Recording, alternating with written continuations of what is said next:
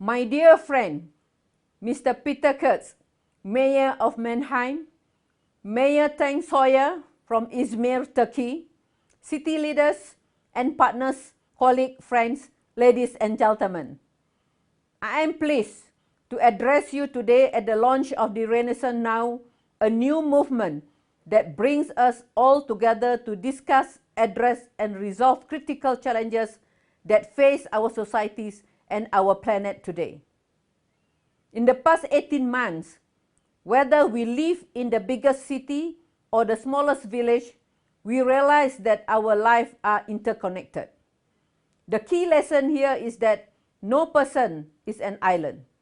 We need to rebirth in the form of greater multilateral action if we are to build back better and greener. Global pandemics, climate change, environmental degradation, biodiversity loss, widespread and deepening inequalities, slowing economies, and conflicts in all continents cannot be addressed by one group of actors or one discipline or even one country alone. We all need to work together to find answers to these wicked problems. At UN Habitat, we work closely with governmental partners at the national and local level.